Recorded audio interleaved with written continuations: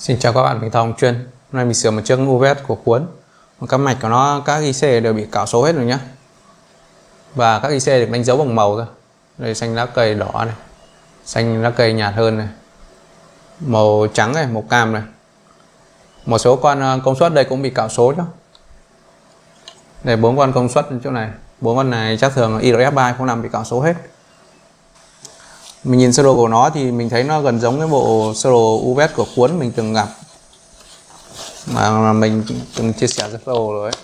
Đây là loại UVS của cuốn không có vi xử lý, mà nó sử dụng con LE556 con này. Sau đó con này tạo ra 50Hz, nó là cụm 50Hz cầu H thì là sử dụng con LE556. Còn đây còn CD4013 này. Còn cụm kích áp thì nó vẫn dùng K3525 con này. Đây là con LM324, có hai con LM324 ở đây. Trước mình gặp một mạch khác thì nó có hai dưa le nhỏ, nhưng phiên bản này thì nó sử dụng một con dưa le 8 chân nhé. Thì về nguyên lý chung thì nó giống cái sơ đồ mà mình từng chia sẻ hôm trước, nhưng về chi tiết cụ thể thì nó sẽ khác nhau ấy. Thì mình chia nó thành mấy cụm. Đầu tiên là nguyên lý tổng quát nhé. Lên tờ thứ hai là sơ đồ mạch cấp nguồn này.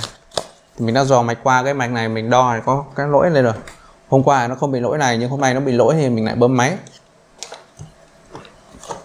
Lúc đầu nó là lỗi là nó không nâng áp được lên bằng từ ắc quy lên 300V đấy. Thì mình đang định sửa, nhưng mà mình sửa một lúc thì bây giờ mình đang đo tín hiệu thì mình thấy nó bị cái lỗi này, nên là bấm máy để mình cấp điện mình đo cho các bạn xem.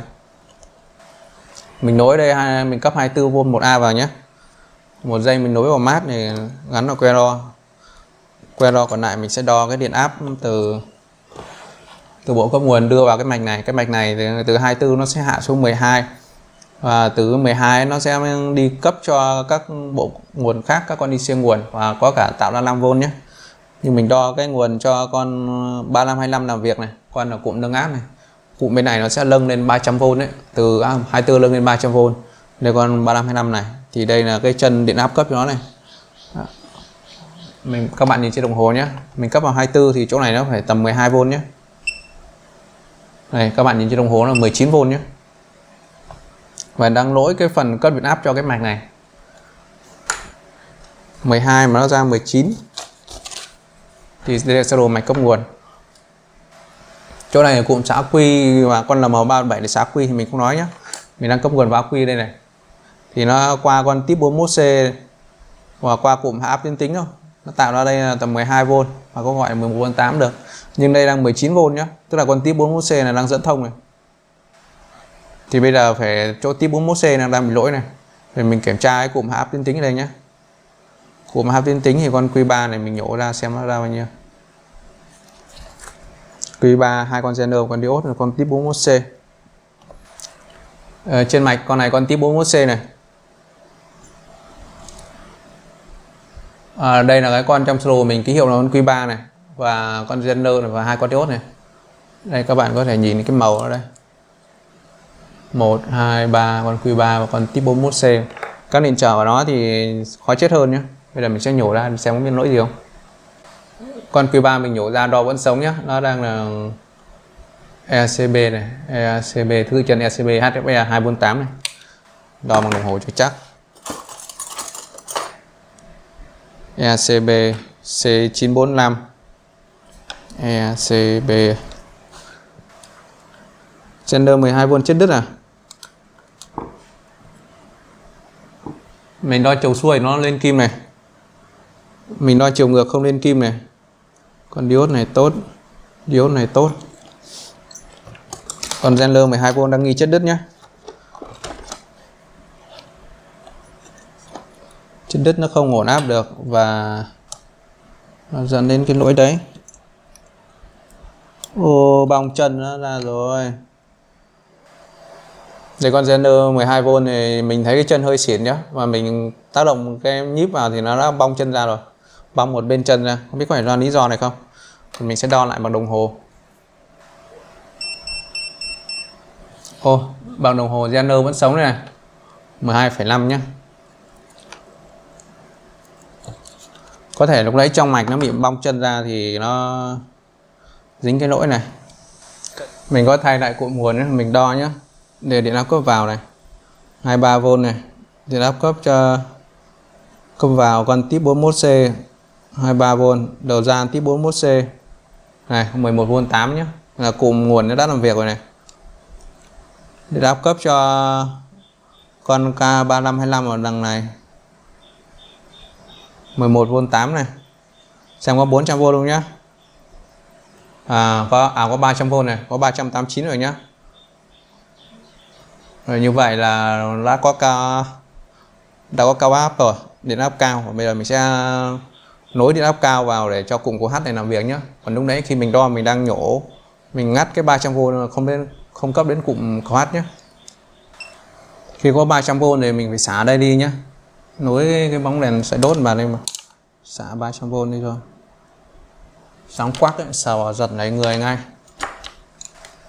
Bây giờ mình sẽ hàn vào để thử cái phần cầu H để tạo ra 220V xoay chiều ấy, chứ nó tạo ra 300V nó quá rồi. Thì sau đấy cầu H nó sẽ phải đảo cái 300V nó ra 220V. Nhưng mà đúng ra là trước khi đấy mình phải đo xung kích nhé, mình phải đo xung kích của cụm cầu H ở đoạn này này. Thì tại vì lúc đấy 19V nó sọc vào các con IC này nhá. Để 19V này nó cấp cho các bộ IC này thì không biết nó có sống hay không. Thì đúng ra mình phải nhổ cái dàn cầu H ra nên mình đo xung kích trước.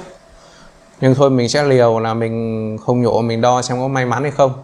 Tại vì mình cấp nguồn qua bộ cấp nguồn này, nếu có vấn đề gì thì bộ cấp nguồn của mình nó sẽ bảo vệ, nó không làm chập cháy quá mức.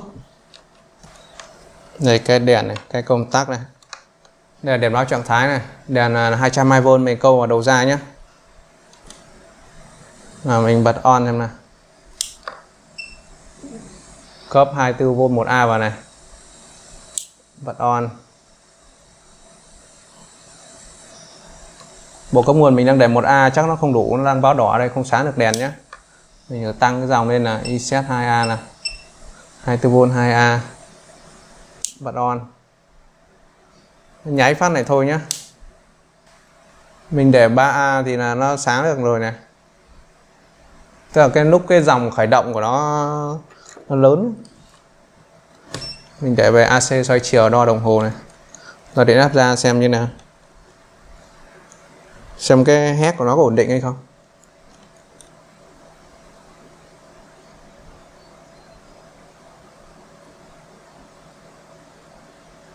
Một 143V, hét không đo được nhé. Các bạn nhìn ở trên đồng hồ mình 143V mà không có hét này, không đo được hét.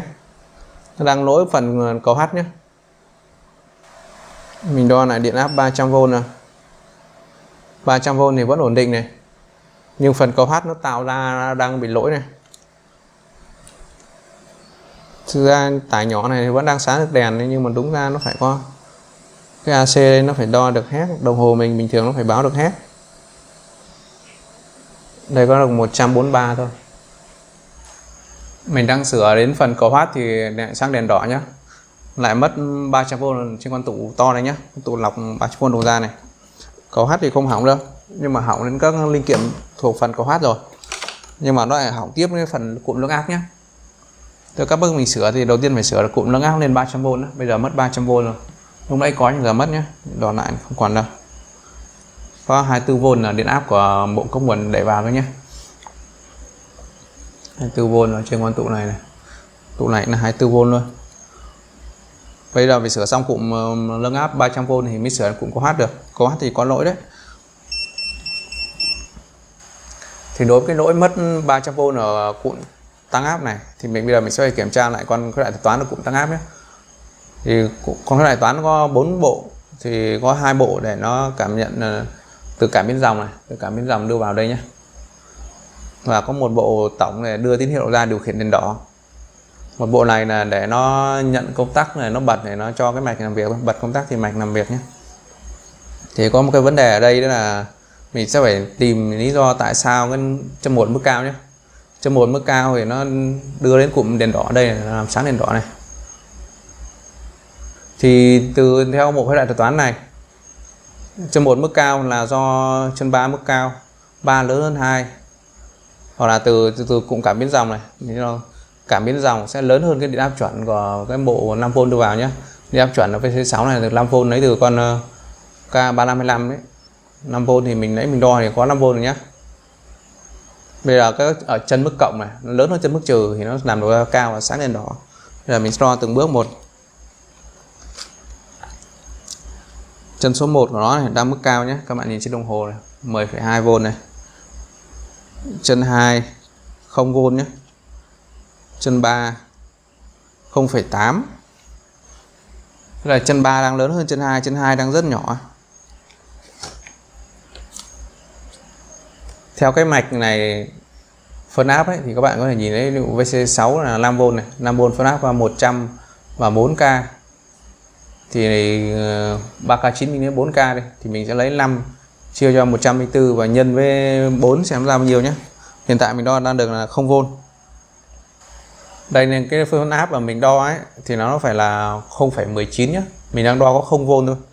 Vậy là cái cầu phân áp ở chân 2 này, ở chân 2 và chân 9 này, đúng trong sơ đồ chân 2 chân 9 nó nối thông với nhau ấy. Mình vẽ này tách ra cho dễ nhìn thôi, nhưng chân 2 sẽ thông với chân 9 cùng sử dụng chung một cầu phân áp này thì nó phải được 0,19V nhé. Hiện tại mình đo đang 0V, 0,006 này. Còn đây là 5V này cấp cho cầu phân áp này. Thì mình đo ngược từ chân 2. Đây là sau con 100K nhé. Đây mình đo điểm sau 100K, không có điện áp nhé. Bây giờ mình sẽ phải kiểm tra lại. Một là do là chân 2 của bộ phế đại toán bị chập. Hai là do bị chết con 100K này. Đây các bạn nhìn con 100K mình đo nó 24 mê nhé. Đo lại này. Là kẹp vào chân 13 nhé, 12 nhé. Chân 1 chân 2 này. Ra 25 mê này. Chết con 100K này. Không có 100K thì mình sẽ lấy hai con 200K song song với nhau nhé. Để trở về mặt tín hiệu mà cũng chết được. Dòng qua rất bé mà cũng chết được. Đúng là chuyện xưa này hiếm. Thế sau khi mình thay con 100K này nó sáng ổn định nhé. Mình đo lại điện áp ở trên chân 2 này. Các bạn nhìn nó là 1,2 nhé. Đối với cái mạch này ấy, thực tế thì ở cầu phân áp ở trên chân 2 nó là 100K với 33K nhé. Thì nó sẽ ra một, mình tính theo máy tính nó ra 1,24. Còn đối với cái mạch trước này là 100K với 3K9 nó ra 0, mười mấy V đấy. Nhưng 0,1 mấy V thì nó cũng là lớn hơn mức 0 rồi. Còn với 1,24 thì cũng là lớn mức 0 thì nó cũng làm việc được thôi. Cả so sánh với cụm cảm biến dòng ấy, thì chỗ này cũng sẽ là 1,24 này. Còn chỗ này cũng chỉ là 0,3 mấy V thôi. Thì cảm biến dòng sẽ so sánh với 0,3 mấy V nhé. Xong cụm nâng áp rồi thì bây giờ mình sẽ sửa tiếp với cụm cầu H. Cụm cầu H như lúc đầu video mình đang sửa cụm H thì bị lỗi.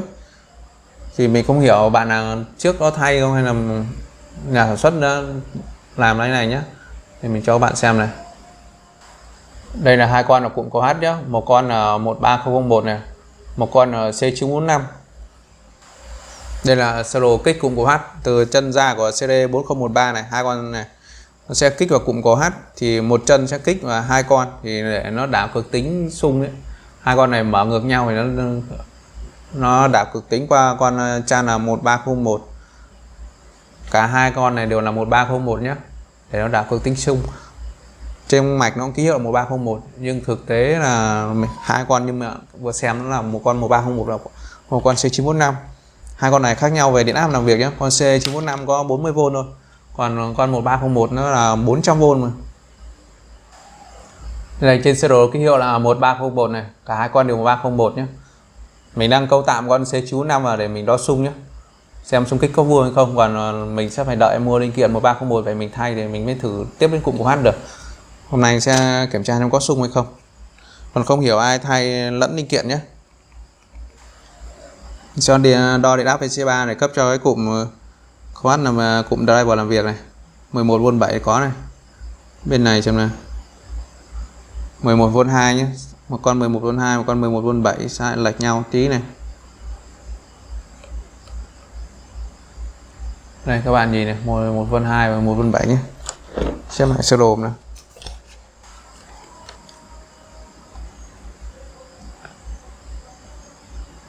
Đây là một con này, xung khá vuông nhé.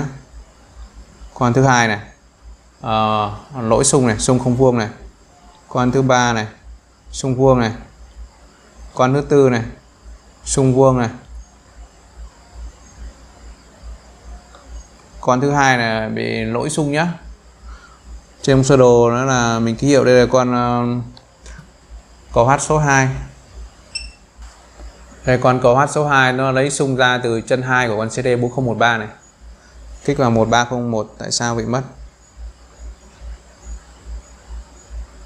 Chập Zener 12V này. Hoặc là lỗi D29. Để lại tìm lỗi tiếp.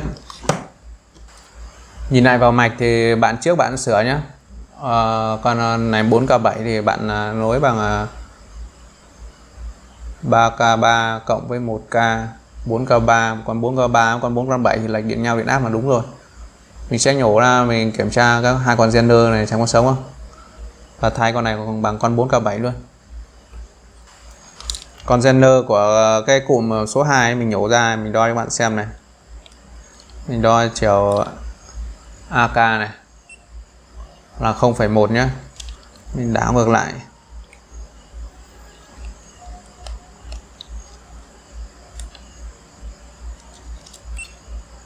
Vẫn 0,1 nhé, bị chết chập là nó không xung điện áp.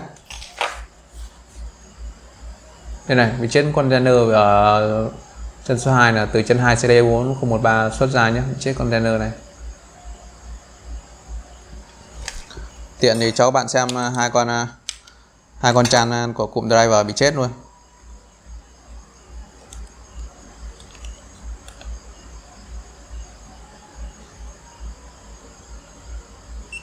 Đây là con C945 bị chết này.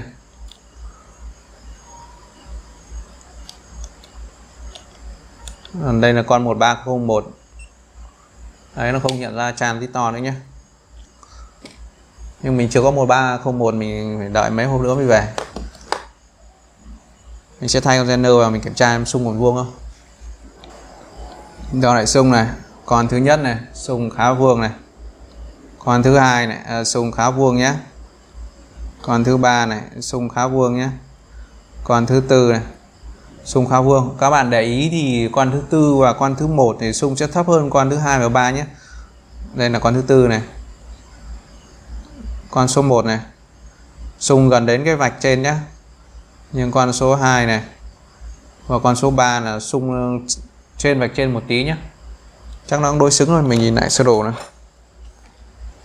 Đây con 1 và con số 4 này, 1 và 4 là nó ăn điện áp trực tiếp từ chân ra của CD4013 luôn, nao thẳng vào qua con 4K7. Còn con số 3 và số 2 này thì nó ăn điện áp 12V ở đây thì nó sẽ ổn định hơn nhé. 12V từ VC3 qua diode này, hạ áp bằng con Zener ở đây nhé, thì nó sẽ ổn định hơn và nó cao hơn cái con chân 2 và chân 13 nhé. Như vậy là cụm xung đã tốt rồi. Mình chỉ đang đợi 1301 về để mình thay vào thôi. Này phải đợi mấy ngày nữa. Tiếp tục video mình sửa cái UPS này thì mình đợi mấy ngày thì con chan 1301 mới về thì mình lại sửa tiếp. Nhưng mình có làm một video riêng mình nói về cái con chan 1301 này. Các hãng khác nhau sản xuất thì thứ tự chân nó sẽ khác nhau nhé. Điên thật đấy, mình tưởng giống nhau, vô tư lắp vào, thử mãi không được. Cuối cùng soi kỹ lại, đây phải dùng cái, cuối cùng mình mới để ý thứ tự chân khác nhau này. Con 1301 này mình mua thứ tự theo tự là BCE, còn có một con khác là này là ECB nhé, BCE và ECB đảo thứ tự chân cho nhau luôn.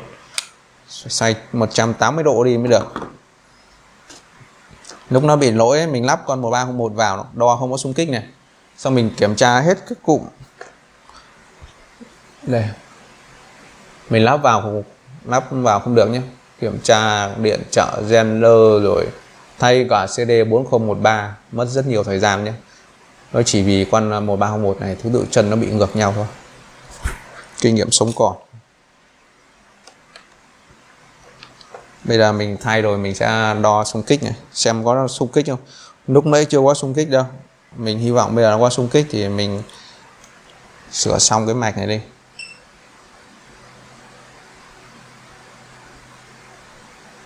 Rồi đèn sáng rồi. Xung kích con số 1 này, con số 2 này, đấy có xung này, nhìn hơi nhỏ các bạn cố gắng nhìn nhé. Con số 3 này, con số 4 có xung 50Hz. Bây giờ mình sẽ cấp 300V vào cụm cầu H để cho nó làm việc. Mất bao nhiêu phương án thử nghiệm, không biết tiểu tại sao nó không có xung kích. Thay cả chan khác vào chứ, mình lấy con khác rồi mình bộ cứ đo ngoài tốt mà nắp vào trong lại hỏng, hóa ra là nó ngược thứ tự chân.